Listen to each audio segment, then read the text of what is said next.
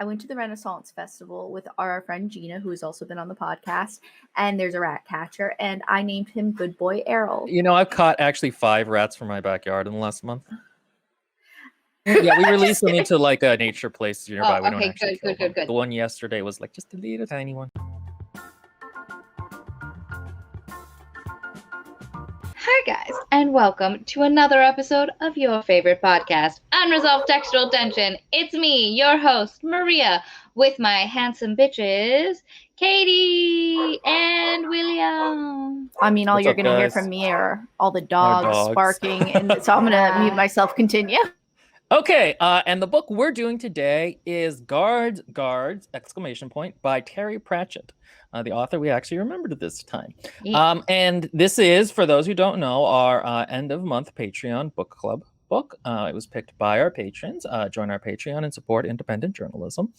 And I'll be honest, I didn't really want to read this book. You did not. You are such a butthole, because it's right up your alley. No, unfortunately. I'm so grim dark, man. I'm so 90s grim dark. There's only so much whimsy I can take, and Diana Litwin Jones is like right up at that level. William, this is like genius, though. It is. I love it. So I will say that I liked it, but I don't really have a lot to say about it beyond like it's funny. So I'm gonna depend on you and Katie, I think, a little bit here. In this nothing to say about the subversion of tropes. How he sets up Carrot to become king, and then Carrot never becomes king. It's a little broad, listeners. The comedy is a little bit vaudeville at times for my taste. Again, I just. It's a little too much whimsy for me. Will has no taste, says Ice Willow. Well, guess who's getting banned from the chat? No, now who has no I refuse. I shall defend. Yeah, again, I enjoyed listening to it, and like I hated the parts with the cult, but the rest of it I thought was pretty okay. Oh my god, you are necessarily have a lot the cult. The cult was the best part. Broad comedy and just like, okay, guys, all right. At least the other stuff had like character humor going on instead of just like cult number 5. Also, you know what? This story is Vimes's story. This is him becoming the best version of himself. Like exactly. You could rewrite this as a grimdark alcoholic detective on the force, disillusioned with the his one life. Part of this I really laughed at is when they're all drunk and walking and he's talking about the city as a woman, and the way the narrator does a slurred voice is really funny, and that part I found really funny as he's trying to do the monologue and just can't remember. And I also loved how that connected back at the end, where he started saying the same things, but about Lady Ramkin. I know. Yeah, that was funny. I know. Sybil was like a city. Yeah. But again, sweet. I don't necessarily have a lot to say about it. So, what were your impressions, Katie? Oh, I think it's genius. I think most of Terry Pratchett's. I mean, I don't want to read his work sometimes because it gets a bit much at times where it's just like, ha ha ha ha ha ha. Yes, I'm so British, so witty. But William is edgy boy. We must forgive him. I am. It's one of my worst qualities. Celia's with you. Same, Will. Same. Thank you. Angry Otter says it's absurd. I like absurd. Absurd can get annoying and kind of kitschy. But yeah. It's a little too absurd. Like one of the things, Diana Wynne Jones is also a really funny writer, but like her characters to me felt a lot more like people than this book, where the characters just kind of felt like character voices more than solid people, if you know what I mean. And it works because Terry Pratchett's really funny. And like he's actually quite good at writing, but it's just not for me. It's a bit like when we read Red Shirts. It's just not my lane. I understand what you're saying. But here, we'll go back to Katie, even though her opinion is less important than mine. Yeah, it is. I mean, it's really just, worthy. Katie, just say the thing. Shut the fuck up to the two of you. Jesus. Okay, anyway, so I had the same problem before reading some of these books, but every single time I end up reading a Terry Pratchett book, I'm like, oh my God, why am I such a lower being? I can't get to that level of genius. I just think the dialogue, it's because I'm very weak at dialogue. So seeing such strong dialogue is such a it's like, how do I attain that godhood? No, it's not there for me.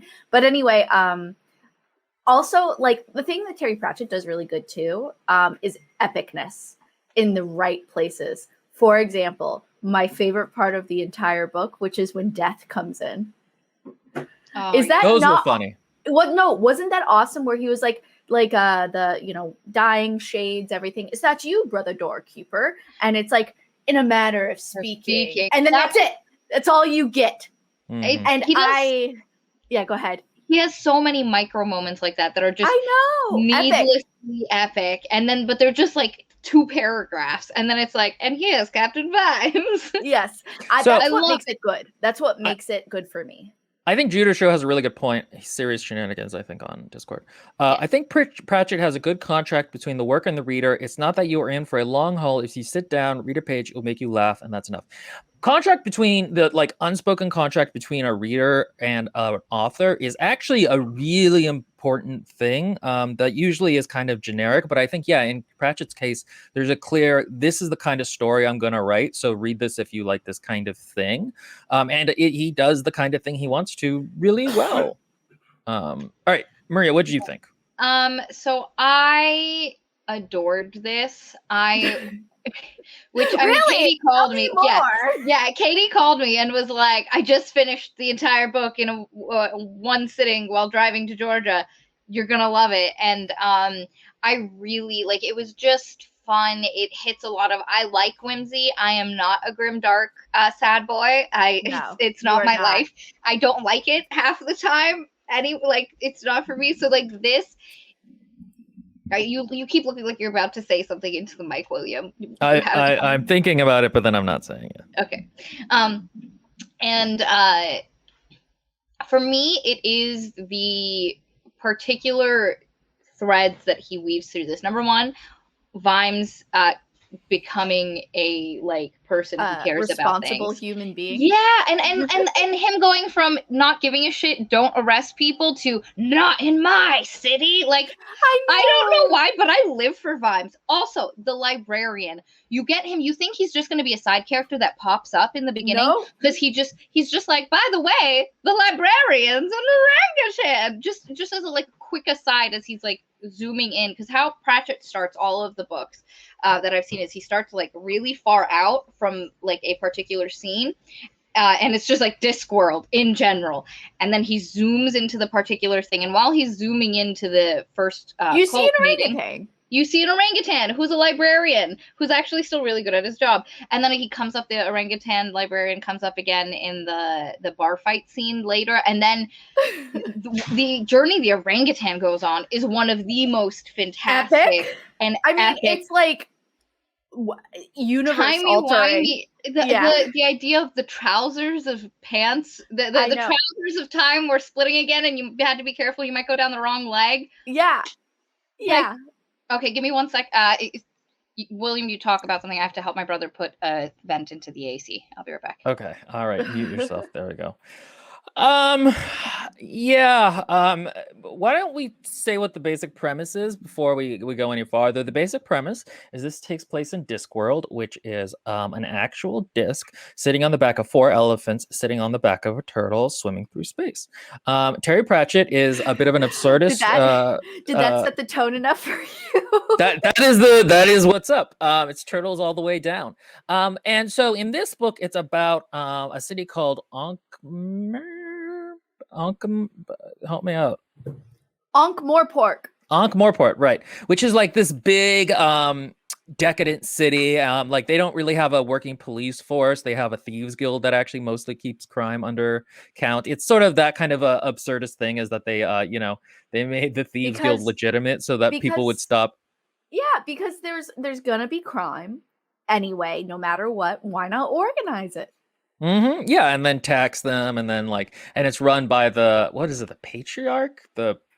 I forget what his title is, but yeah. Patriarch, I think, is what it is. And he is a very crafty character who can kind of manage everything. And that was more or less, I think, the setup. The book is about the guards, who are the remaining police force, which don't really have anything to do besides say what time of night it is.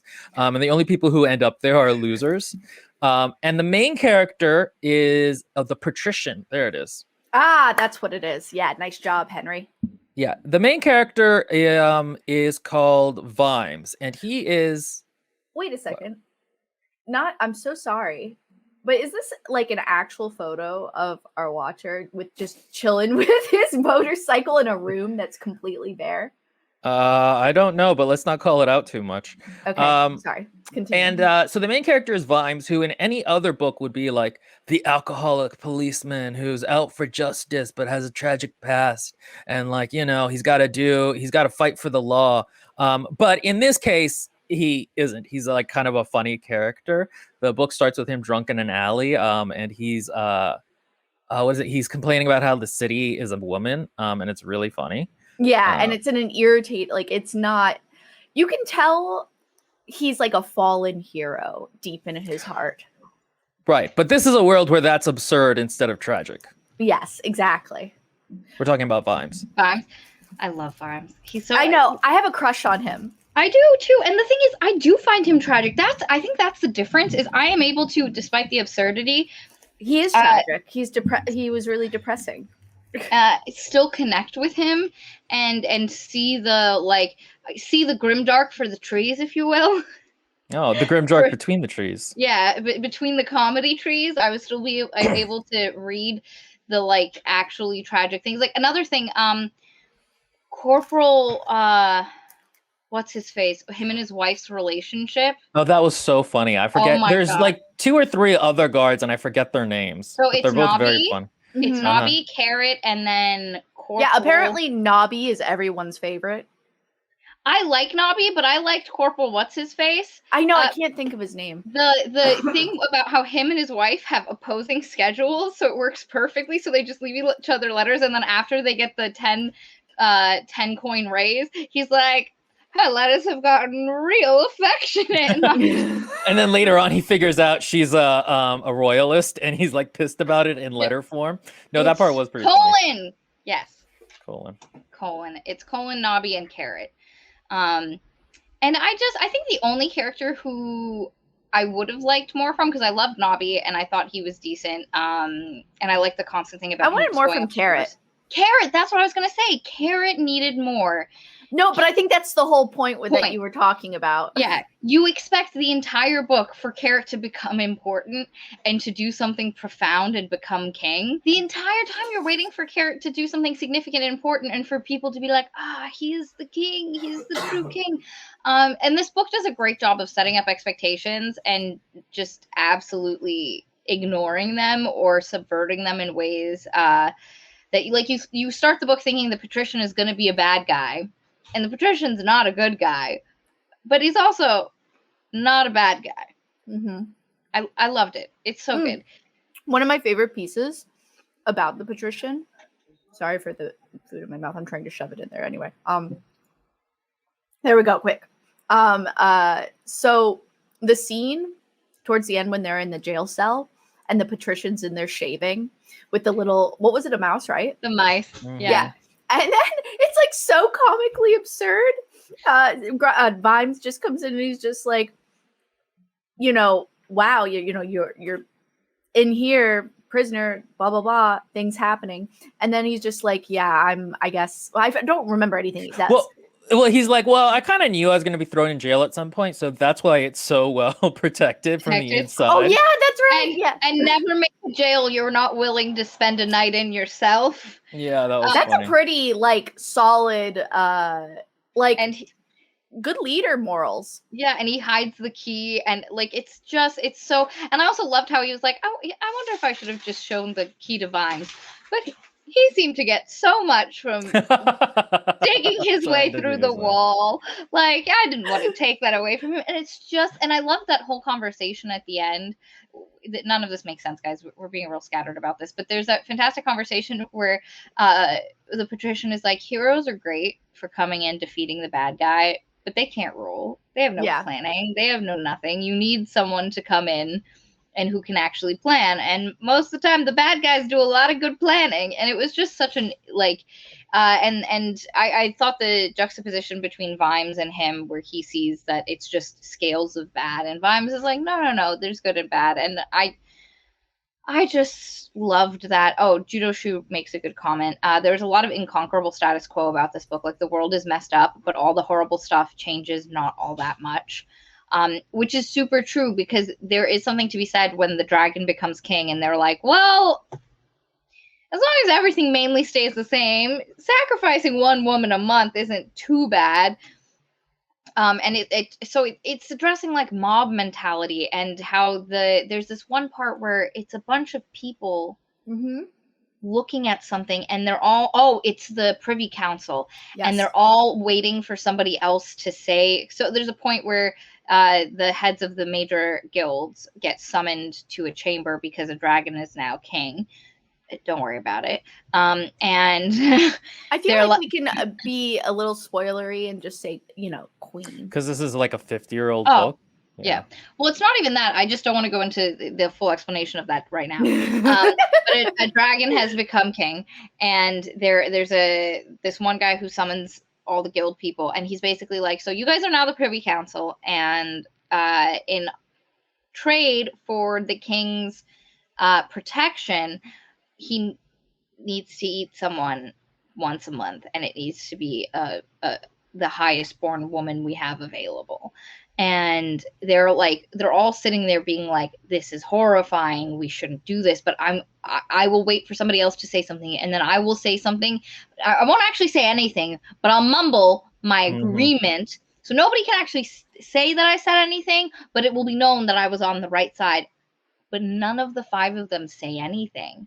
And it's just a fantastic, because like, these are things that are so real, and it's such an absurd book. And so to have these moments of it's almost like a mirror. Yes, that's what makes it good. This absurd, because this is the magic.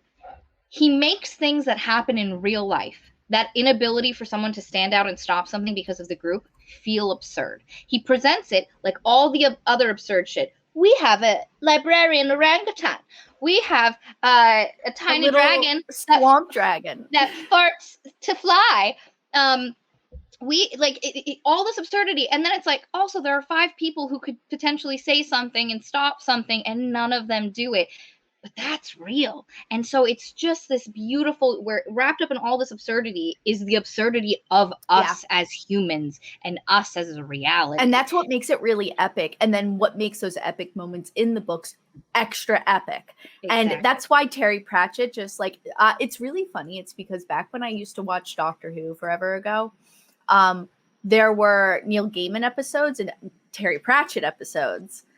The Terry Pratchett episodes were better. He's so good. Grading on a curve for Doctor Who, but go ahead. Yeah. Okay, yeah. But it's just like, his books are just a mirror at the absurdity of humanity, and it's fucking excellent, and I love it. And making commentary on it while making you laugh. Yep. And also being good old-fashioned fun, Yeah, and I think that makes a really big difference too. Like, I mean, honestly, a lot of his books have to do with some type of morality or ethic. So I wish those things were addressed that way in real life. Almost. It's because, or we had more people that were brave enough or smart enough or artistic enough to like stand up in those moments and do those things. Like those ridiculous people that go to, community hall meetings, and then they do satire. Like some dude just went to a Board of Education meeting and was like, yes, it's a great idea to have everyone have guns, like stuff like that or whatever, satire. I wish we had more people that did that, because it hammers home much harder than hearing the woebegone stuff if it's just told grim, dark, straight. Absolutely. Judo Sure makes a really good point. He says, I have heard Pratchett described as the angriest person that Neil Gaiman has ever met. He was definitely in it for the commentary. Yeah, I think that's what attracts people to his writing, is that there is a lot of social commentary going on underneath it. I don't think it's quite as coherent as Maria does, but there definitely is a lot of it there. And so that's probably one of the reasons. I was going to say it's endured with time, but that's like such a phrase people just say. But I think it's one of the things that makes him very popular and well regarded. I wonder if you'd like the Hogfather better. He wouldn't. I don't know. Probably not. What's her face? What is it? Mary? Yeah. No. No, it's not. But it's fine. It's Mary from Downton Abbey, but the actress who played Mary from Downton Abbey plays in the movie version. But her character, I think, would be much more grounded, and I think would be a character that he would connect with. Will would have a crutch on her. And I think he would like Death, because I feel like Death is given a lot more character. So while I do think that one has some absurdity, I think the grounding of those two characters would do it for him, and it would probably be his like. Oh, he would like it better than this one, but I feel like he would still feel the same in the end. Valid. We'll never know. We'll never know, unless, guys, I make you watch it instead of read it during Christmas sometime. Christmas. It's a Christmas movie. It's a Christmas movie. Oh, okay. All right. No, all right. Fair enough. The Hogfather is their version of Santa. It's about killing gods. Well, I'm down for that.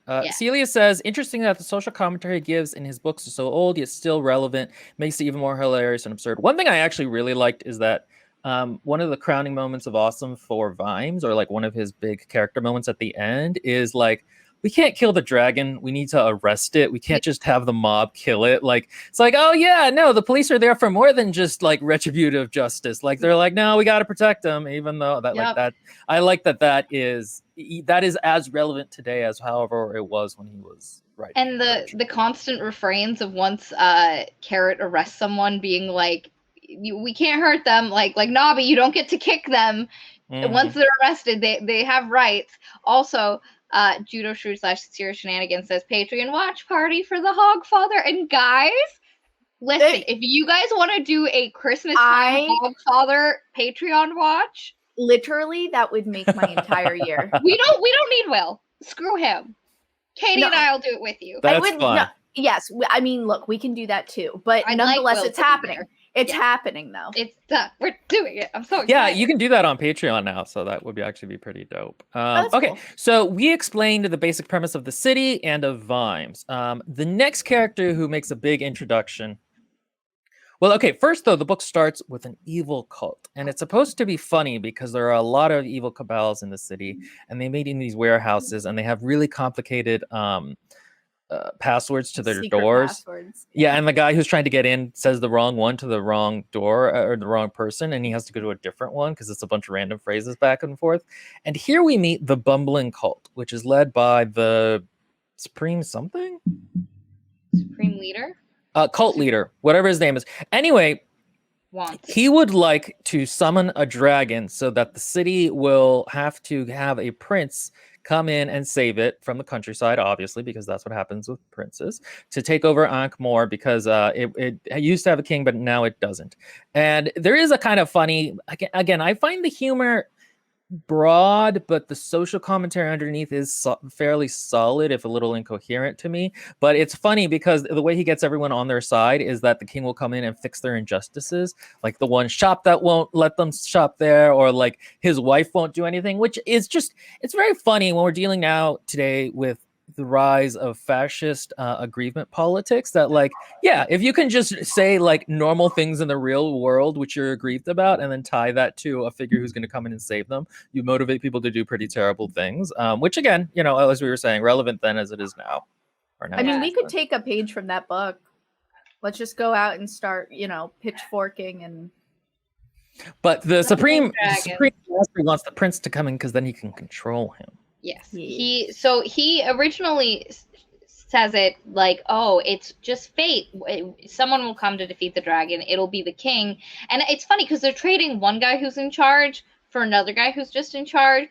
But he convinces them that a monarchy is different than the patrician. And the patrician is just a guy who's really competent and really good at planning shit who is in control. And so it's basically just a king. I know. But with great logistics. Like, this guy has bureaucracy down to a fucking science. And he convinces them that, like, no, monarchs are, like, you know, they have a birthmark and an old sword. And all the cult people decide, yeah, we're going to do this.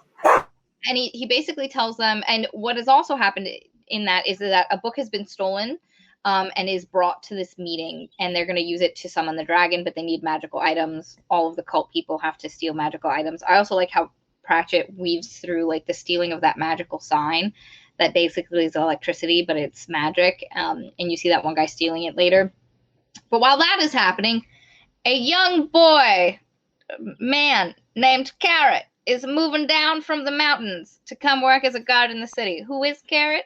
Because He's Carrot, not a dwarf. Yeah, Carrot immediately appears after the cult leader is like, a king shall appear with a birthmark and a sword. And then suddenly you're in the dwarven northern lands, and the dwarf king is like, listen, son, you're a giant.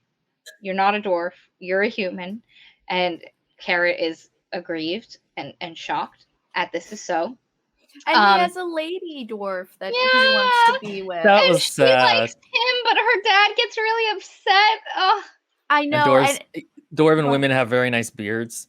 yep. And he's like, but she has such a nice beard. I know. I loved that. Yeah, and then both the dads have the conversation. Well, they can't have children. It wouldn't work. And I'm just sitting there like, really? It might. It wouldn't.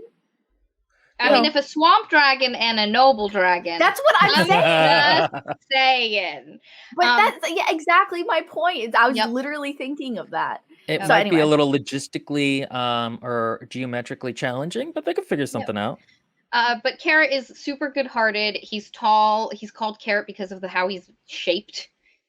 Tall and skinny, but he's good-hearted. He was found abandoned in a party of carts and horses, and everybody else had been slain, and there was just a baby and a giant sword. And so you're immediately like, oh, Carrot is the descendant of whoever the old kings of Ankh-Morpork were. Like, this is the king guy that the cult leader was talking about. And so the entire time you're just waiting because the dwarven king has to be like, son, you're adopted. You're not ours. And he's like, what? We found you. And so he says, you have to go live with humans. You got to go meet your people. I spoke to this one guy. He said being a guard in the city was real, like an honorable profession, real good. I wrote to someone I know in the city and I got you a position in the guard. And he's like, oh yeah, I'm going to go to the guard. Super excited. And then you meet the guard. And the guard's a shit show. There's 3 of them. They don't arrest people. They don't do anything. They walk around and when the bells chime, they say whatever time it is, 12 o'clock and all is well. And then Nobby twists doorknobs to see if doors are open. And then just goes inside. So like they are figureheads. They're not an actual watch. They're just fulfilling, like they're an old institution that just remains. They're vestigial. Yeah, they're vestigial. It's no one. Again, Captain Vimes is drunk all the time. Your first introduction to him is hiccuping through trying to talk about the city. Colonel Colon is also like they're all kind of like a little dumb. Vimes isn't, but Vimes starts dumb and then he starts putting things together. Like the first time he puts 2 things together, it was like, and then it was a puzzle, and then I had another thought, and it's just great watching him. I know, but it's literally what happens. Like he's like. He gets these 2 facts and he's like, and if you put them together, like it's just so What funny. is this magic? Yeah. I know. I loved the way it was narrated too by the audiobook narrator. It was great. And it's like he's discovering detecting and being a detective for the first time and like police work. And it's so great. But anyway, Carrot comes to the city and he is super eager. His dad told him to memorize the entire rule book for the laws of Ankh-Morpork. And he knows all of it and immediately starts like arresting people. Like he meets Captain Vimes. Captain Vimes doesn't remember meeting him. He goes and he just starts arresting people, and it begins to cause an issue because there's a thieves guild which is allowed to exist by the patrician and is supposed to exist. So the patrician discovered the best way to keep crime down is to control the crime and tell them you can do crime up to this much crime, and anything above that will affect you. And so the Thieves Guild just kind of self-regulates and just stays at or below that threshold. And this is kind of the whole absurd with real life institutions thing where it's like, yeah, it seems funny, like, oh, we gave the Thieves Guild control, but like it's not ridiculous that people would do something like that, would give power to the, the mob to handle it. or letting banks regulate themselves for their points of collapse. Like, you're going to make regulating something in the purview of that something? Yeah, no, That's not how regulating works. It needs to be a separate body. Yeah. No, current events. So and that's kind of the social commentary Maria was talking about, mixed in with the absurd. It's like, okay, this is funny, but then what's the real thing beneath it that he's trying to say?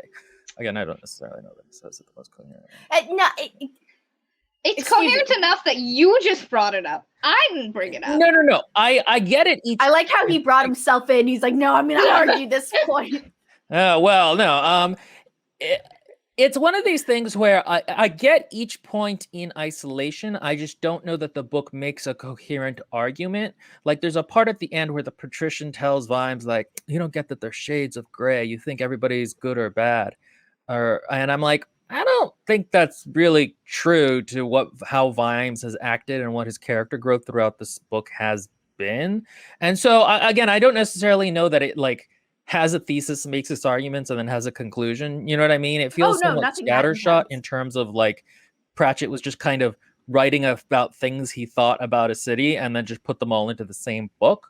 So that would be just what see, like, I know that you guys like that, but, like, to me, I would have liked... I think it's a weaker book for not being coherent. But, you know, again, you guys really liked it, so... There are different styles of writing. Different modes of I also don't think you like I would argue, though I'd have to sit down and look through it again, that it is following a particular narrative. And I mean, you can literally just use Vimes going from not caring about something to, by the end, believing in right and wrong and good people and seeing himself on the side of good people, versus a patrician. Like, I see their two growths as like... Yeah, but he doesn't think that some people are all bad. And I mean, you could read it as the patrician is kind of trying to console himself. Like, he is trying to tell Vimes this thing because he doesn't like how Vimes has turned out, but it's not something necessarily like it's a self-defense argument from the patrician. But, like, I think they were talking about wants. And the patrician was saying Wants wasn't all bad. He was useful. But by that point, Vimes just wanted to kill him. I thought you meant Wants. I thought you meant Wants, like Wants. And anyway. No, Wants the character. That's who they were talking about. Because the patrician literally is like, I know he was not great in the end, but boy, was he really useful. And Vimes was like, fuck him. And he's like, listen, it's not just good and bad. It's a great... Right, but the book is through that character trying to say something general. It's not just that specific situation. I mean, it's one of these... When you're making a thesis statement in a book, it's pretty obvious that he was making a thesis statement. So, I mean, I'm sure it's a little bit more coherent than I'm thinking, because I'm sure somebody has made, like, lots of... Like, I did think about actually trying to read up on academia on these books, because I'm sure a lot of people have written about them. But I wanted to kind of just react to this as a reader in terms of my experience. So, yeah, there's probably some nuance I'm missing there. But to me, it didn't make a super coherent... It didn't land. It didn't land. Right. As you were saying, we were at the point where you were explaining the introduction. Carrot, right. Carrot decides to go to the big city, and the other... No, I was past that. He's arrested people. Right, but Colin and Nobbs are like, what do we do? Like, the first thing he does, that's very funny, is that he arrests the head of the Thieves Guild, who then complains to the patrician about it. And the patrician is like... He uses it as, like, a wedge, but he also... To, like, kind of control the Thieves Guild, but he also is like, who would do that? And so... Yeah, no, it's very funny. He calls Captain Vimes in and is like, one of your people. And Vimes is like, I don't know, a corporal Carrot, a Lance Corporal Carrot. Who the fuck is that? And he ends up talking to Colonel Colin, who's like, yeah, no, that was that guy. He just started. And Carrot is just out there. So, other funny thing, Carrot stumbles into a boarding house. Oh my god, what a great comedic small little... Yeah, I love how it's grown throughout the book too. Like, when he leaves, they invite him back, and then at the end he's going to get married to one of them, and it's like he never picks up that it's a brothel, a house of ill repute. And he's like I stay there, and but the Nobby and Colin know that that's a house of ill repute, and so when he's like, yeah, I stay there and they let me stay there for free, they're like, hot damn, son. Why? And Judo Shoot. They are very nice ladies. They are very nice. That's what made me. That's what I love so much about characters like Carrot. And I think I saw someone say that. Just a second. Wait a second. Carrot is the definition of high intelligence. Yeah, that one. So. Oh, dang it. God damn it. I got it. I'm faster on the draw. I really love characters that are incredibly smart, intelligence-wise, right? But then lack the experience and wisdom, like she said, he's kind of like innocent, you know? He's untouched by like corruption. Yeah, and I really love characters like that, and I really love character stories where it progresses and then they finally get to that point. So I saw somebody say in the chat that Carrot comes up in a couple other books, and I'm just like, solid. I want more about Carrot's story. I want Carrot to develop. And so I honestly might, in between some of the other books we read, just because these are so easy to get through. Oh God, they're so easy. I might listen to the sequels for this. And Judo Shore, I think, mentioned that Vimes eventually has an economic principle, that boot thing that everybody quotes from Pratchett. It's Vimes' economic boot theory, which was funny. I was like, oh my God, is this Vimes from the economic boot theory? What is that? It's the thing about a rich man can buy a $300 pair of nice, solid leather boots, but a poor man can only afford a $30 pair of boots, but they're made out of cardboard, and in like a couple of months, they're going to be trash, and you're going to have to buy a new pair. But after 3 years, the rich man has spent less money on boots than the poor man has. And that's Captain Vimes' economic principle of boots. You see it on Facebook all the time. It gets mentioned in a bunch of different places. They call them Ankh-Morpork dollars too, which is like the funniest. Yeah. For some reason, that joke to me just is really funny that they just call them dollars. Yeah. It's an Ankh-Morpork dollar specifically. Yeah. That's one of my favorite part about Discworld is that it's literally our world, but, you know, fantasy. Not. There's more pork involved. Oh, it's that you'll have spent more money and you will still have soggy feet, which is how it gets phrased. It's so good. It's so good. And I love that that's Vimes, because like I was like, that guy sounded smart. And when I met Vimes at the beginning of this, and I was like, how the fuck do you have an economic theory of boots, my dude? And then you get to see him grow and he becomes smart and he puts things together. Anyway, Carrot's staying at the brothel. He goes to, so Corporal Colin is like, Nobby, take him, make sure he doesn't do anything crazy. We don't want any more trouble like this arresting the Thieves Guild. And they go to a tavern, and he immediately starts trying to arrest the tavern chief because of some old ordinance that he is breaking. It turns out into an absolute all-out bar fight. Was it the dwarves? He went to the dwarf bar. That was a different one. He does go to a dwarf bar and he yells at them all and speaks to them in Dwarvish. Which I love! And is like, what would your mothers think? And when was the last time you wrote them a letter? And they all start crying and boo-booing. I also like the idea that in their own mountains and stuff, they're really quiet, respectful, chill dudes. And then the minute they come to a city, they turn into these absolute...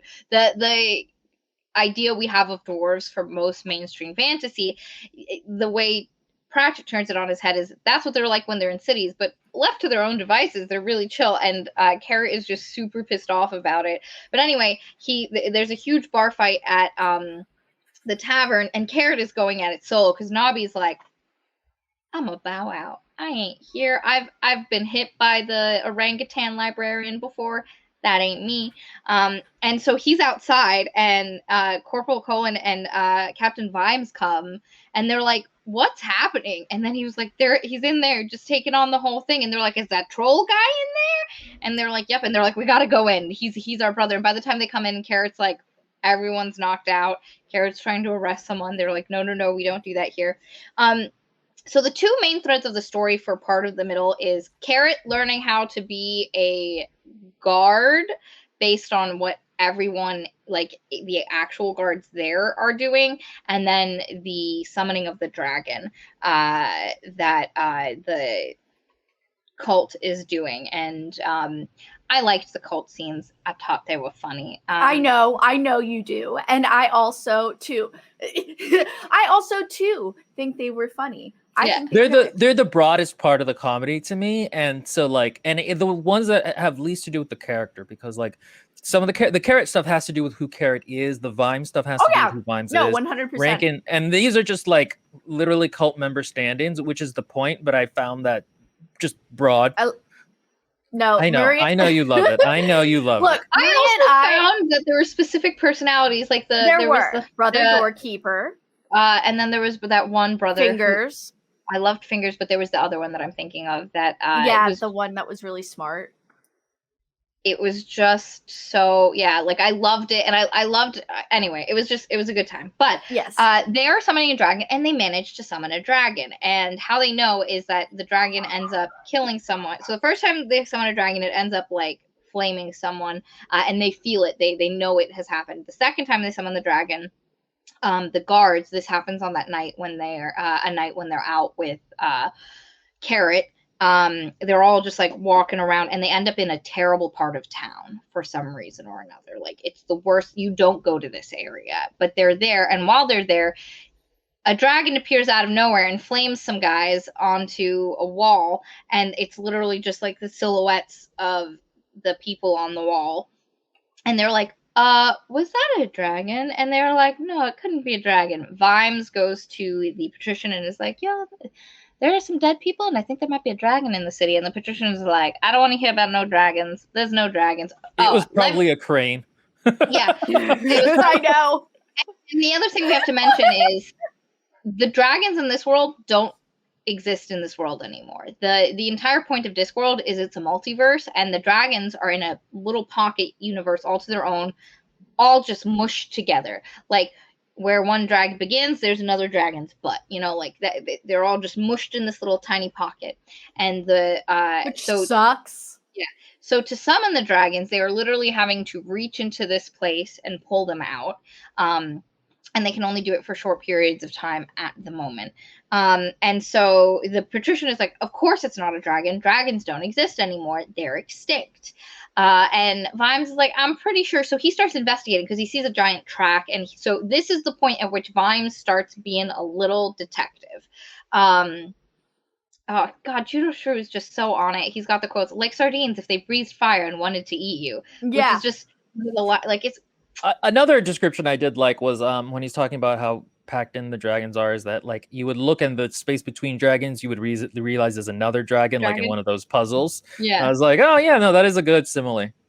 But Katie taught me the word simile last time we did a rewrite or a video on writing, so now I'm going to use it. You knew the word simile. I mixed it up with metaphor a lot.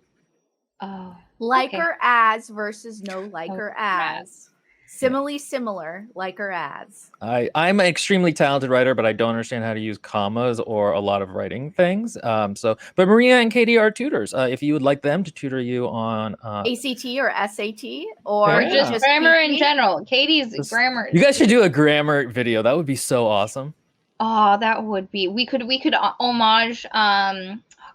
Mr. Chandler, the doggy bites. Oh my God. Oh yeah. I know. Anyway, no, better yet though, like beat poetry, but with grammar. Like, so you create the beat with how you use the commas, and we verse everyone, and it becomes this really high brained. You can do that. I'm out. I'm happy to talk parenthetical phrases and how you need 2 commas at the end of it. Like, I'm fine, but I am not doing beat poetry around with commas. No, it ain't happening. Anyway, so the next time they summon the dragons, the dragon flames 2 very random parts of the city. Number 1, the grocery store, the vegetable shop that one guy felt affronted by. And then I think somebody else, it was basically earlier when those guys were like, we have grievances. And the Supreme Grand Master was like, the king shall write your grievances, which is funny because that is the person who righted their grievances. Exactly. Would you look at that? But anyway, they listed grievances, and then the third time the dragon appears, I think it's the third time. Judo Shrew, feel free to correct me. But the next time the dragon appears, it literally just fucks up two of the things that the grievances were about, the vegetable shop and something else. And they were like, that's a really weird, random, yeah. And the guy is like, huh. I wonder if it was my grievance that got that vegetable shop fucked up. And the Supreme Grand Master is very pleased with this because he very quickly, once things start taking off, is like, okay, we're going to bring in a king. And they're like, but wait, you said the king would appear. And he's like, no, there is no actual king. You idiot. You idiot. No one's just going to come into the city on their own with a birthmark and a sword. And you're just like, Carrot came into the city with a birthmark. I actually thought that for the longest time that he wasn't a literal prince, that it was just supposed to be a contrast of like, oh, he would be the king, but he isn't, and this is, but like, yeah, you're right. He is actually supposed to have been royalty, I think. Yeah, the thing is, you don't get that until the very end. It is not till the very end during the conversation, where he's like, well, I have a birthmark shaped like a crown, and I think Nobby's like, well, my cousin has a birthmark shaped like a ship, and he ain't a captain, and it's just funny because you're like, oh, Carrot that's finally the confirmation. The entire time you're like, is Carrot the king? Well, yeah, isn't it? Who is it that like looks? It's not Knobs, I don't think. It's the patrician who sees his sword and like is like, and it's like, where did this? Oh, no. During that whole part, like, yeah, it's Colin. Yeah, that's what I was going to say. Colin is looking at it, and he keeps staring at Carrot like, and he's like, oh, so it's essentially like, yeah, so he's the one, but oh well, we're having drinks. Colin is the one who's anti-monarchy. Yeah. So he doesn't say anything. But it's great because you see him putting it anyway. Sorry, we're getting okay. So the thing is, one thing that Vimes does to investigate is he goes and sees a dragon expert, a dragon breeder, and like we said, there's no real dragons left in the world, but there are swamp dragons who like have gases that they blow out to create fire, but they also explode very easily. And this is where we meet my favorite character, and that is Lady Ramkin. Good boy, Errol. Errol is one of her dragons who she gives to Vimes after a little bit, and then he has some plot relevance after that. Small side note, I went to the Renaissance Festival with our friend Gina, who has also been on the podcast, and there's a rat catcher, and I named him Good Boy Errol. Aww. You know, I've caught actually 5 rats from my backyard in the last month. Okay. Yeah, anyway, we were talking about. Yeah, we released them into like a nature place nearby. Oh, okay, good. He was a tiny. The one before last was a big ass one, and then the one yesterday was like just a little tiny one. It was still a rat. It wasn't a mouse. I think it was. I think it was a baby rat. I don't think it was an actual mouse. But yes, we meet Lady Ramkin, who breeds dragons. Sybil Ramkin, and I love her so much because number one, her house is. Explain her because you'll do it better. Yes. Well, it's because Maria is Ramkin. I listen, I feel her so hard. Might I introduce you to my exploding dragons? They're cats, which, I mean, frankly, cats and dragons. Side note, everyone, if you look on Maria's bed in the background, you're going to see 2 cat toys on her. Yeah, that's from Pumpkin. Oh, 3. There we go. 3. Pumpkin brought all 3 of them. Yeah. But yeah. Vimes gets to the house and it is run down. The shrubbery, he says it looks like the place that used to be really fantastic, but has, by sheer the luxury of the rich, has been allowed to just go to waste. And inside as well is really like run down. And when Lady Ramkin first shows up, she answers the door herself, and she's in this like giant overcoat. She's wearing these giant rubber boots, and he's like, is that a woman or like what is? And she's huge. She's a prodigious. I actually could not figure out because like she was a Viking like family is the impression I got. I couldn't figure out if she was just large or fat, and so my brain ended up like half and half. Yeah, I see her as half and half. I see her as half and half as well. Where she's just imposing. Yeah, she's a big woman. Yeah. And she's a little voluptuous. Media is a good word as well. She also wears wigs. But anyway, I forgot what happens, but Vimes gets injured. I think he has a run-in with one of her dragons. Yeah, the dragon appears, and she tries to yell at the dragon because she's like, you just have to be firm with them. And then the dragon is like, what the hell are you doing? And it nearly eats her. And there's a part where Vimes is like, he thought he was going to move to save her, and he just kept not doing it. And he kept thinking, I'll do it. And then he didn't. And but he ends up in her, like, he passes out and he ends up in her bed. And he like wakes up and he immediately knows he's in a woman's bed who has never slept with a man. Because it's just like old lady. It's just so, and like next to the bed is Dragon's Diseases written by her, and he starts flipping through it. But this is the start of a little, like the start of something new, if you will, between Lady Ramkin. But she is just this imposing. She's got this, like, the way the narrator did her voice was excellent, because she's got that like proper operatic, operatic way of speaking. Vigorous. She's all about her dragons. She breeds them. She treats illnesses. She wants to treat, as Will said, the giant noble dragon like one of her little ass swamp dragons. But her and Nobby end up getting on like a house on fire. That part's hilarious. I know. And it's because Nobby is like she likes Nobby, and so Nobby is trying to be polite and upper class for her, and he doesn't really know how, but he's very happy someone's taking him seriously. That was very funny. Yeah. And there's a part later where she's in trouble, and he's like, "Not Lady Ramkin, she's a lady of fine taste." Yeah, I know. I love that. He's just like, she's such a good lady, and it's just like the little friendship between Ramkin and Nobby is just But that's what makes it so. Side note for our listeners, that's what makes a book like feel like it has a soul, is when you have those little moments. Notice he didn't have to write in that relationship. He did not have, like, that's so minuscule. If you got rid of it, what would you lose? A lot, but also nothing. So anyway, nothing, but also a lot. It's so great. No, there are those were the parts of the book that I liked that had to do with like the characters being real people, even if it is in an exaggerated way. Whereas, like, so there's one point where there's a mob who comes to kill Lady Rankin's dragons, and Vimes gets Errol, the dragon, and he's holding him like a gun, and he quotes Clint Eastwood from Dirty Harry. And, like, that's, like, a little broad to me. It's, like, that's not really very, like, it's just a quote from a movie. Like, and I get it's supposed to be funny because he's holding a dragon instead of a gun.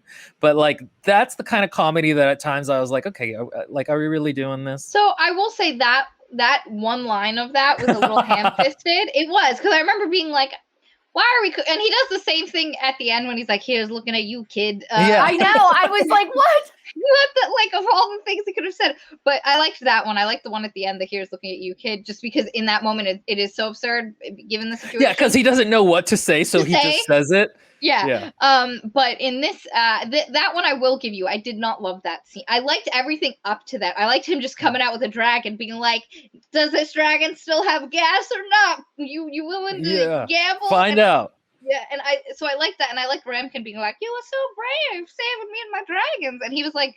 And then, like, honestly, Ramkin doesn't need help. Like, she's fine. And then Ramkin is like, you want Errol? And he's like, oh, I can't take care of him, but I do want him. And, like, yeah, it was I love that he had a soft spot for Errol. And then, I know. Because Errol is a deformed, dumb-looking dragon. She's like, I might have to put him down because he, like, his wings are too small. He's got, like...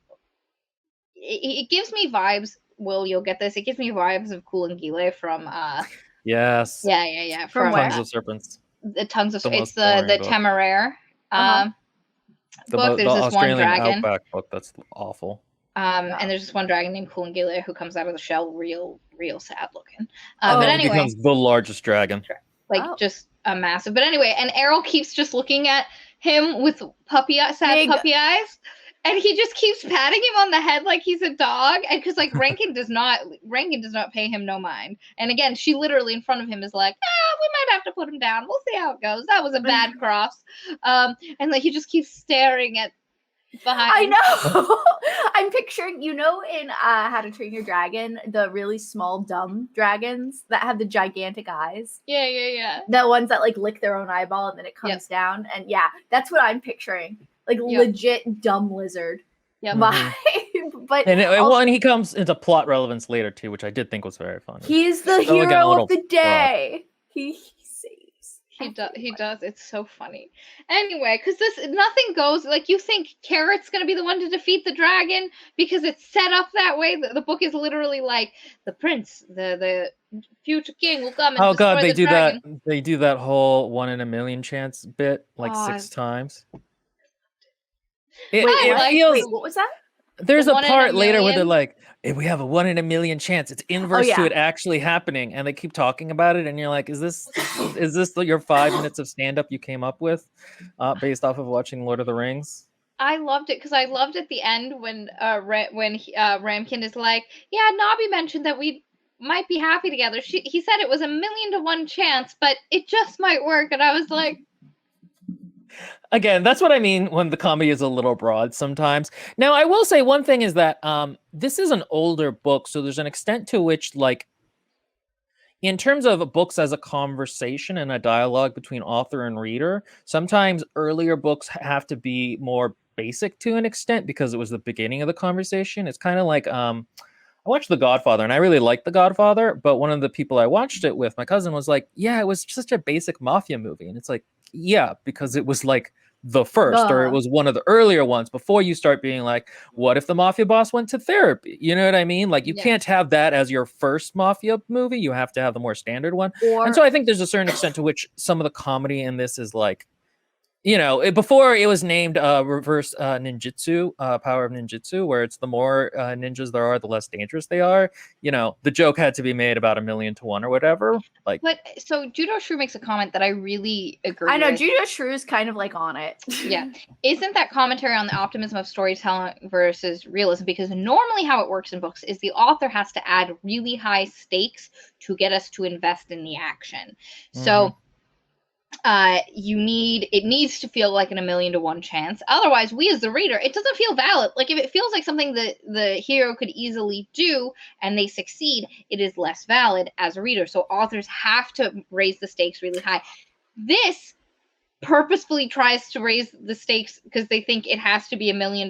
The joke is they think the only way, a really slim possibility, because if it's like 500 to 1, probably not going to happen. But if it's 1,000,000 to 1, and Nobby's like, it might just work because he has like a. I'm trying to do the voice. He has a very like nasal voice. And Nobby's like, hey, or Colin's like, hey guys, what if me shooting this arrow at this flying dragon needing to hit a small spot on its side is not 1,000,000 to 1? What if it's only like 900? Yeah, not 900,000 to 1. And they're like, oh shit, you're right. We need to make it harder. So they make him like bite a rag, stand on one leg, hold a weird thing. I'm not sure that works as a commentary because then the way the dragon is dealt with is like a straight up Deus Machina.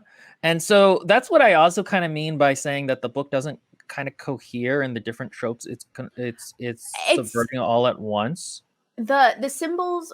Okay, so it's because he's weaving it in between, like just humor, straight humor. And that's what I'm saying, though, is that I actually think that's a really good way of looking at the book. Is it's a lot of comedy bits that are on their own intelligent, and then you just kind of have to weave a meaning between them because it's not like, you know, they could have defeated the dragon if they had just done the sensible thing, but they were like, no, we got to do this 1,000,000 to 1 thing. They just like didn't do like they didn't really have a chance against the dragon to begin with. So them investing in the optimism of storytelling is not like is not actually shown throughout the text. No, I think it's an what interesting reading. I'm just not sure how sustainable it is. I think it does work because 1,000,000 to 1 chances do work later. Them making it into that tiny little pond when the dragon comes and them surviving, they call 1,000,000 to 1 chance.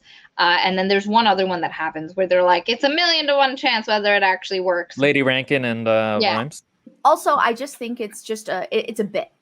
Yeah, and it's also, as Judo Shrew, it's a stab back to the Black Arrow and the Bard and the Hobbit. Yeah, there's also a reference to the Prydain Chronicles with, you know, princes, you know, they're like swineherds. And I'm like, oh, like in the Prydain Chronicles. And I'm like, no, that's what he's referencing. None of you know what the Prydain Chronicles is, but it was my formative fantasy series. But it also, I thought of Kushiel and the one prince being literally a goat herd. Yeah. But anyway, so Ooh, we jumped forward a little bit. So the dragon does the thing. They're gonna the supreme grandmaster of the cult is gonna bring in someone who's, I think it's like his nephew, that he's gonna give a magic sword to. The patrician is hearing all of this and is like, this is weird. You still have the development of Vimes putting things together and trying to defeat the dragon. So he has the guys going on rooftops to try find the dragon's lair, because at this point half the city has seen the dragon, and what he is confused about is the fact that the dragon keeps appearing and then just disappearing, because it keeps going from this universe back to the tiny pocket universe. So they're trying to figure out where it is. While this is happening, an orangutan that is on a librarian decides he's going to go check, because Vimes goes to him and is like, hey, I make you an officer of the watch, a temporary officer of the watch, and I need you to help us figure out what's going on with this dragon. And he's like, the librarian's like, let me go check out my dragon books. First off, the librarian's commentary on humanity versus being an ape, and the way he deals with things versus humans, and how he doesn't regret being turned into an orangutan is absolutely great. I love it. Anyway, so he goes to the library, and what should be missing out of the library? A book. So he shows Captain Vimes, and Captain Vimes is like, oh, it must have been someone who had access to because like it's in the wizard school, which is all magicked and stuff. So if you shouldn't have been there, you wouldn't have been able to get in. So he's like, okay, somebody stole this. Somebody is actually summoning the dragon. We need to figure out who. They start trying to put things together, and Vimes actually starts to do that. Like, but the orangutan librarian's way to go about it is I don't to think go. it was Vimes that went. I think it was Carrot, wasn't it? I think No, Carrot. there's a part earlier where the orangutan is talking to Carrot, and neither of them, the orangutan can't speak English, so they're doing that whole like game. Yeah, but that's when Carrot syllable. realizes that it's a book that's missing. No, I think Vimes went into the library, because the orangutan takes it is Carrot. You're right, it is Carrot. He takes Carrot, because everybody else, they told Carrot to stay in the watch house while they were going to do something, and told him not to leave, but then the orangutan came and then shows Carrot the missing book, and then he tells Vimes yada yada yada. But the orangutan's way of trying to figure out who did this and what, because he wants information from the book, is he goes to the library and he starts going through the stacks, and he enters the infinite stacks. And basically there's this idea that every library, every place where books are stored is connected. And that's why old used bookstores have that sense of like timelessness. Like you go in, you only thought you were there a couple minutes and you spend 5 hours, and it's because these places of knowledge are connected to time itself. And he is able to go back in time through the stacks of the books to find the book. He reads it and then he waits to see who stole it.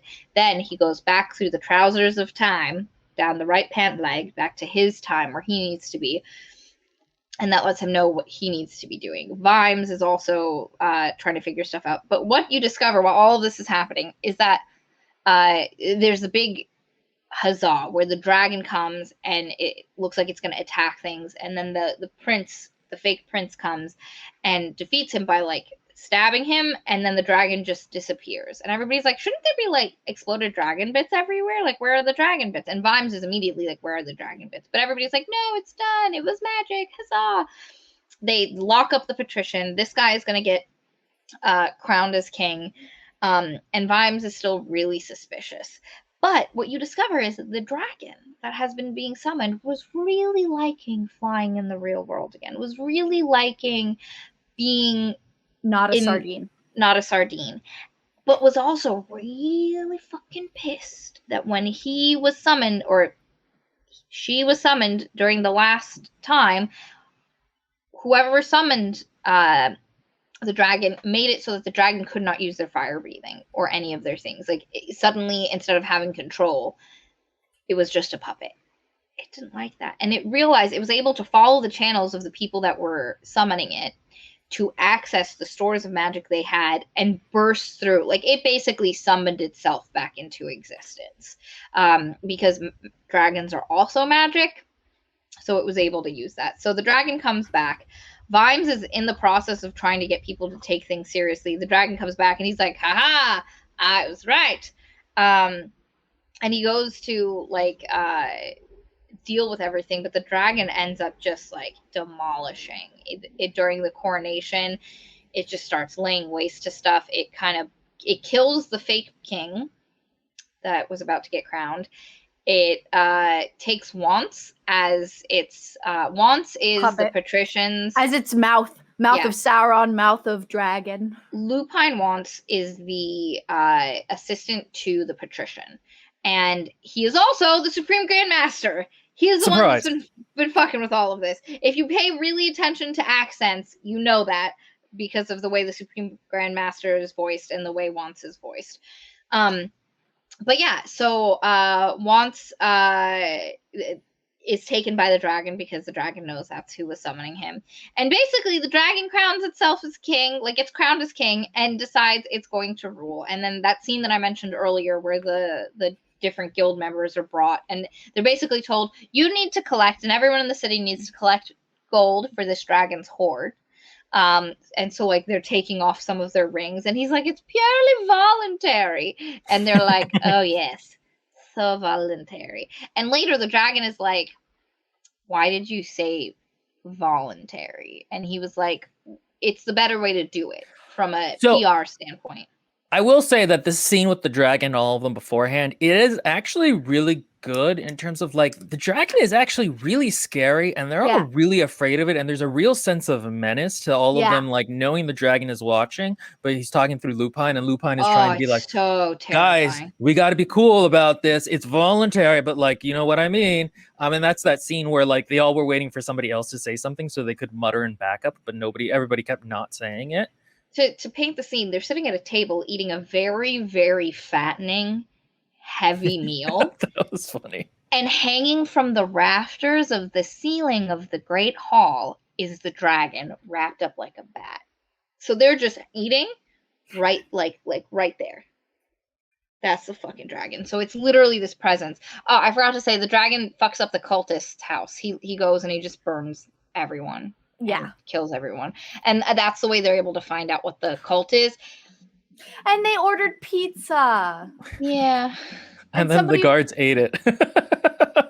And so the thing is, Lupine then has a discussion with the dragon where the dragon is like, why do you guys do such, like, it's that whole thing that people like, that it's that monologue about like, oh, I'm evil, but you guys are human. I could never be as evil as you guys. And you're like, oh, was man the villain all along? Which is kind of trite, but it is very affecting in that like the dragon is super scary, and I understand the social commentary it's making. And one of the funny things actually before this that we didn't mention, but when the people of the city know that there's a king coming, they immediately break into royalists and non-royalists, and like that's when Hobbs and his wife start having arguments, and some people in the city are just pro-loyalist for no real reason. And so afterwards a lot of people are like, well, we'll just worship the dragon, we'll just call the dragon king, even though he wants like a sacrifice each month or year. Once a month. Yeah, which is a lot. Like that's 12 women a year, and if you're going from highest down, that's a lot.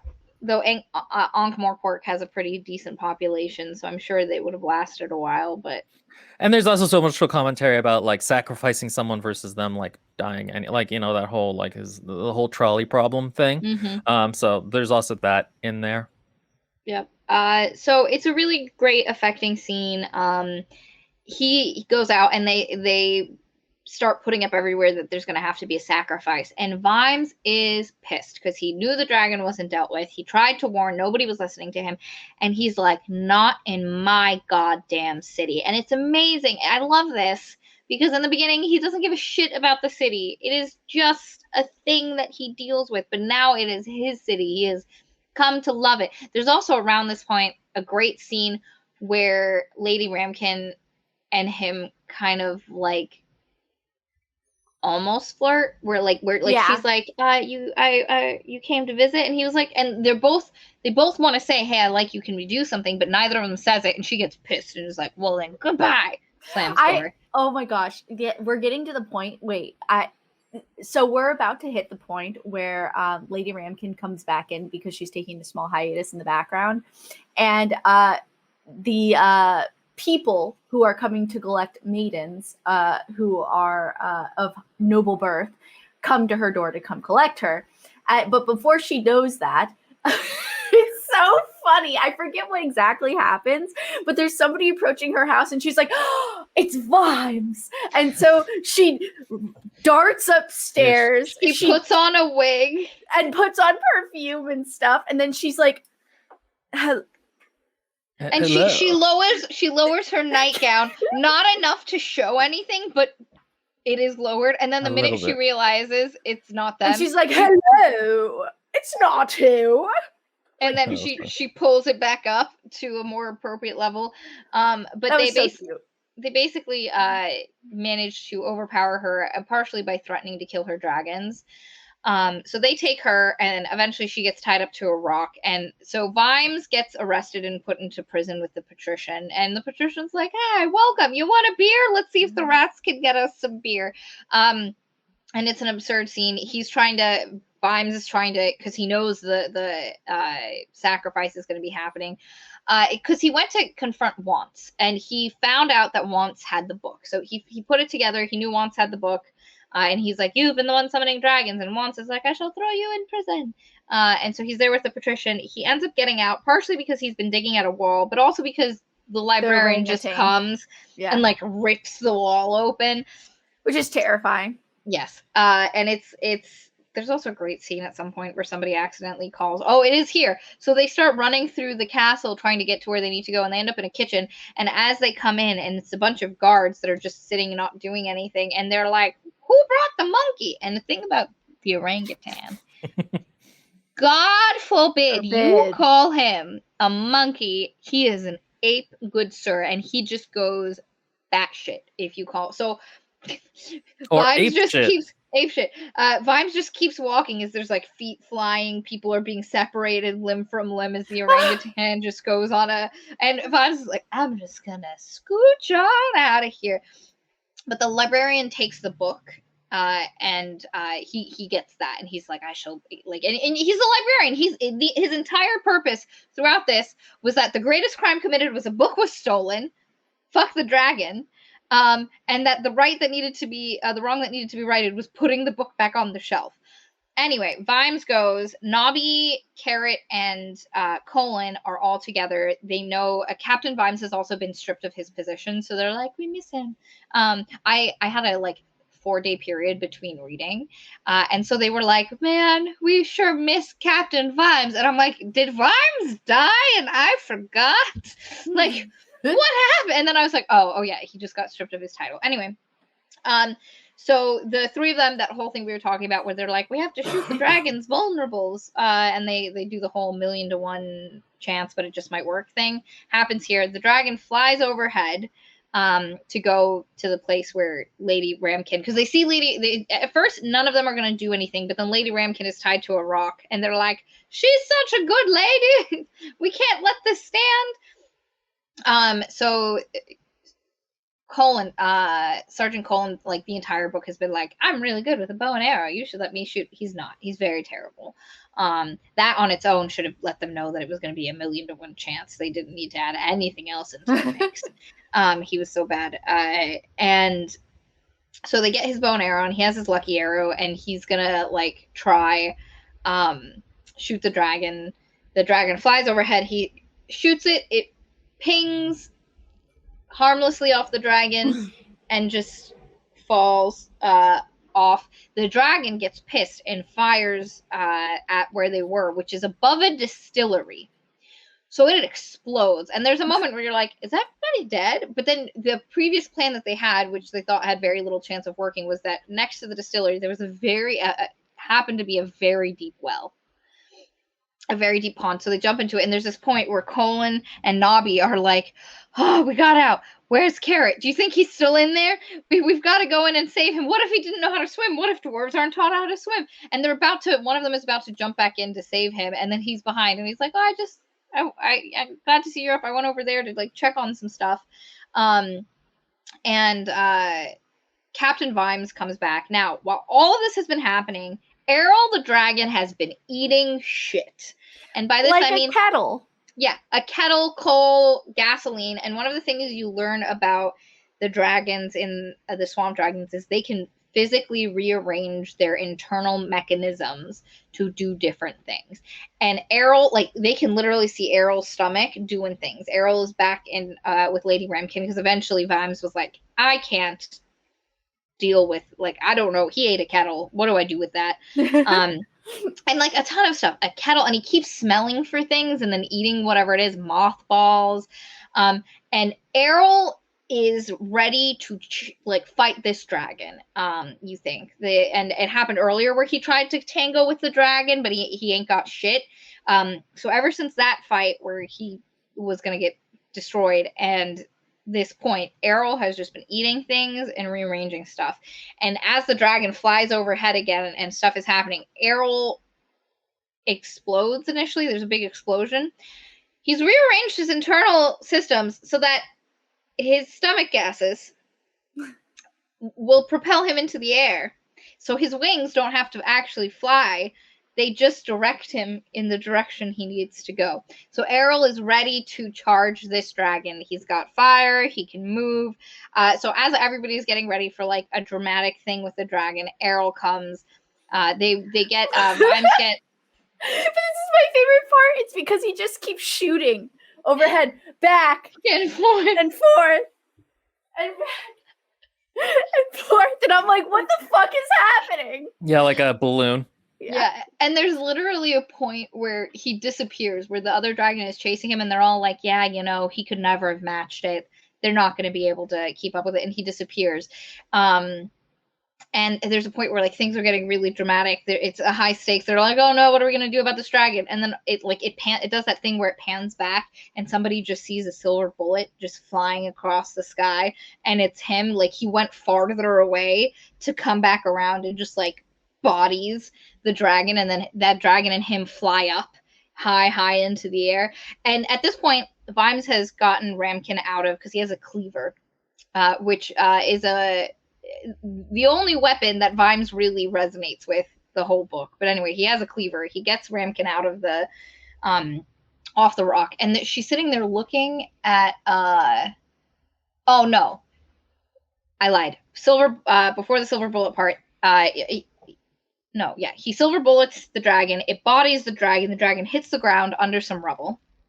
And that's when Carrot goes to arrest the dragon. Before they know Carrot's arrested the dragon, she's like, we can't let the mob kill the dragon. Ramkin's like, we can't let them do that. And he was like, bitch, this dragon was about to eat you, and now you're defending it. And she's like, it's a slaughter now. If he was attacking us, absolutely kill it. But he's just defenseless and passed out now. And then Carrot does the thing where he arrests the dragon. Yes. And they have to protect the dragon because it's now, because that's one of the things Carrot had said earlier was like, yeah, once they're arrested, though, you can't let people hurt them, or you have to take care of them or whatever. But it is in this moment where Vimes realizes that you can't just let the mob do as it will, because he finally gets to where the dragon is. He sees the dragon just like passed out, being a potato, and how it really is just completely vulnerable. And he's like, we can't do that. We're just gonna arrest it. And he's like, read it, its rights. Lance Corporal Carrot, and Carrot's just sitting there reading it, and they're like, it's such a funny season. Judo mentions, I forgot, I love when Carrot is like, this dragon is against animal code. Like, it's so fun. The Carrot's interjections of the laws that should be using throughout the book, I've really enjoyed. But anyway, so they're dealing with that. The dragon starts to come awake, and that's when Errol, I think, comes back around, and the two of them fly up into the air. And Ramkin looks up at them and goes, oh, I've had it wrong this whole time. And he's like, Vimes is like, what do you mean? And he was like, that's not a boy dragon. Or she's like, that's not a boy dragon, that's a girl dragon. And then they realize in that moment, Errol ain't trying to kill it. Errol's trying to get a girlfriend. And just needed to be the baddest bitch around enough. It's a female dragon. It's a female dragon. And so Errol, like, there's literally the last shot of the dragons at the end is Errol and her flying off of the universe. Well, actually, if earlier on in the book, it is mentioned that dragons can only mate when they fly. So that's like the whole shtick at the end is that they're fucking. Errol had to fly, and so that's why he did all the rearranging. It wasn't to fight the dragon; it was because Errol wanted the nookie. He wanted to get some. He wanted to get And then they go and he goes to Vimes goes to arrest Lupine, the Supreme Master or whatever, and he like corners him. And the patrician is going to keep him around, but then Lupine does something and falls in a hole, I think. He falls off the side of the building that's been broken open from the dragon, and then he dies, and he enters the world of shades, and then he's like, "Brother doorkeeper, is that you?" And Death is like, in a way. In a manner of speaking. Yeah. No, Death has some funny one-liners. That is such a freaking, like, I don't know what it is, but it's, I really like it when authors have big series or something where they will make a reference to something else that is much more powerful or intense than the current plot lines level. An illusion? Things. Yeah. Well, yeah, of course. Yeah. Not even an illusion. Like the character literally pops in, or it could be an illusion. Doesn't matter. And it's like, it comes from a story that is almost more intense. You know what I mean? But it's making a small appearance in the right spot in this less intense story. So it feels like really, I don't know, just like really dramatic. No, I get it. Yeah, no, that's fun. And it just works so well. But then this ends up leading into the scene. What? What? Oh, Angry Otter does taxes. I should have told him to join the You have to read the comment, Katie. Oh, sorry. Yeah, because remember We're the an audio podcast. Yeah, that's right. Okay, so Angry Otter said, I had a taxpayer sitting right next to me, so I had to leave, LOL. I should have told them to join the Patreon so we could watch the live stream together. Absolutely. Yeah, that's pretty fun. I mean, you know, tell your friends. And so that's then after this where the Vimes and the patrician have their talk about how the patrician is like, you see people black or white, but I see shades of gray, and that's the problem with you people.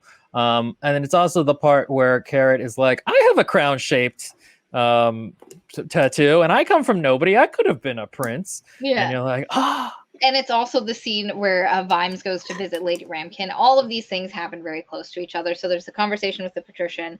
Vimes goes to see Lady Ramkin, who is like, there's a bunch of dragon ladies in her house. Her house looks better. The shrubs have been pruned back. If you, yeah. Telling?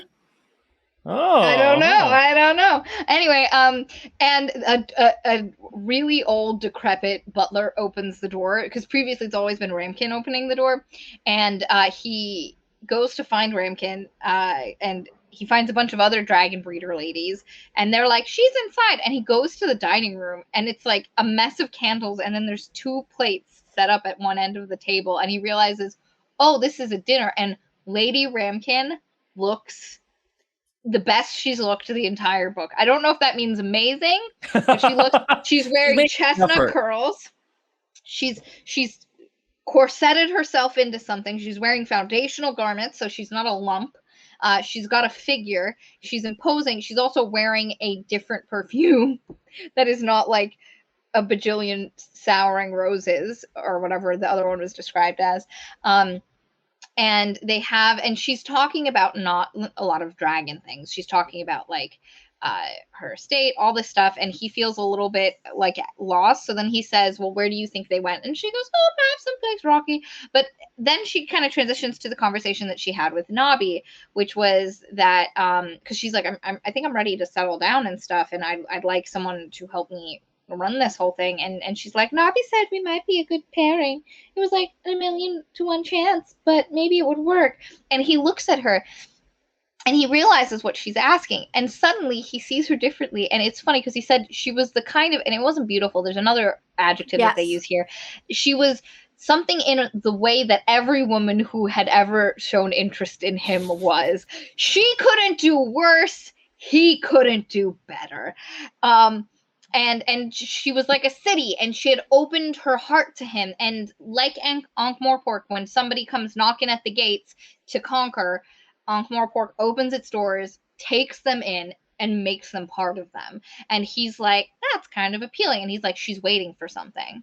She's waiting for me to say something, and I don't know what to say. And that's when he pulls out of the air. He's looking at you, kid. And then I was like, oh my God, that's so dumb. It's so Jesus. Dumb. Yeah, but I liked this one just because it was so dumb. And you're like, she must have been like, What? Because you have that interplay of her being like, you don't get her reaction, so you can imagine her like, it's like, in Star Wars where Leia's like, I love you, and he's like, I know. As a kid, I was like, fuck that guy. I know. I also said that. I was just like, wow, that's so mean. Yeah, that was an ad lib by Harrison Ford. Yeah, because Harrison Ford's a jackass. He's smooth. It is funny though, because she's gonna be like, what? Yeah, exactly. Like, here's looking at you. What a kid! We're the same age, motherfucker. And then it transitions to Nobby, Colin, and Carrot having that discussion about the kings and the birthmarks and everything.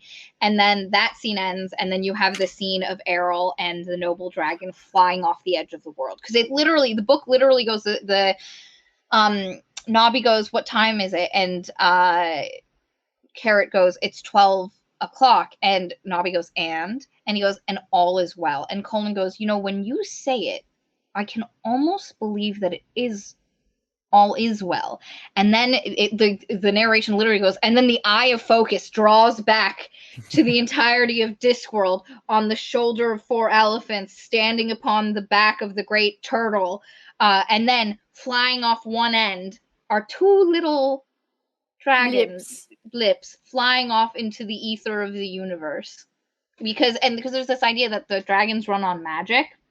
And earlier at the dinner with Lady Ramkin and Vimes, he was like, well, what is the dragon going to do? Is there enough magic? And she goes, I don't know, like, I guess they'll figure that out if there's enough magic for it to live on.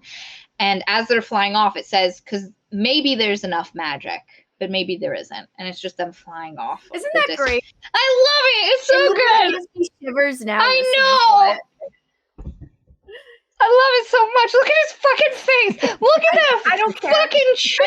I'm well aware. I'm well aware. I don't care. Maria, you and I, we are in touch with our emotions. I think the thing is, Terry Pratchett has the soul of a poet in that he has that kind of deeper thoughts about the world.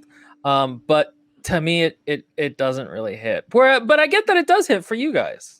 It does so much. It was literally like I re-listened to that ending like 4 times because I just enjoyed it so much, and it's such a beautiful image. Judo True makes a good comment. I saw a couple. I'm going to start with this one. There's a great saying that in tragedies they kill their characters. In comedies we are much worse. We marry them. Basically what's happening. And then Judo Shrew's other, and this ties back, so him and Sybil ties back into the intro because he was so distraught over lost love in the beginning, so now he gets love. And then Judo Shrew says, I think there's always such an appreciation for not perfect people. Ankh-Morpork is full of so many awful things, but there's something good about the people there. And it is, because at the end of the book, nothing has changed. The Thieves Guild still exists. An Assassin's Guild still exists. But there's somehow within all of this a mundane everydayness and just living lifeness about it. And then Judo Shrew says, in comment of me saying that William's butt because of his face, in honor of Carrot, we will merely arrest him. Read him is right. All right. Okay. No, and then at the end too, Carrot is gonna marry one of the ladies from the brothel. But he's like, oh, she's such a nice girl. But also, how's Minty? Yeah, his Dwarven girlfriend. Yeah, he asks about that. That's so cute. I get why people like it. To me, again, it's a little incoherent, but and a little broad at times in terms of the comedy. But I do get why people like it. I really enjoyed it. It's such a fun read. Listen, Will is right. There is a threshold of absurdity and broad humor that you have to be able to tolerate to get through this. If you don't have that, it's not for you. Like, I don't know if this is on the same level as I just watched Everything Everywhere All at Once and RRR, which both have a level of absurdity to them, and I definitely think this is past both of those. What's RRR? RRR is a Bollywood Indian film that is taking a lot of, like, 4 different movie reviewers that I follow really enjoy it. But when I tell you, anime logic, but with real, I've never seen a live action movie. Like, it makes Kung Fu look realistic. it was entertainment value off the, but it is absurd. There's absolutely love. It was great. I loved it. It was super entertaining. But one other thing I will say about the book is that it is a good introduction to the Discworld books. If you like are thinking about trying to figure out where to enter, this one, it like I was not confused by anything. It fills you in pretty well, and it is, I think, a good barometer for Pratchett. If you like, I know now if we do more Pratchett books, I'll just let Maria and Katie do them. Like I don't really have, I'm not going to have much more to say than like what I said here. So, but if you do like it, I think it's a good introduction. So yeah. And so again, wherever your level of absurdity is, it's going to dictate how you interact with these books. But Katie and I, we like them a lot. And if it sounds like your bag of tea, I'd highly recommend sitting down and making a cup. A simile. All right. That's a metaphor. See, I told you, I always mess those up. I always confuse the two. You guys are going to see when I release my writing. I'm very talented. Oh my God. I just work off of instinct. I feel like you did that on purpose. You didn't. Don't worry. We'll make sure we'll help out. Okay. All right. Yeah. Sign us up, Maria. Well, that is it. Thanks for joining us, guys, and we'll see you next time. Bye.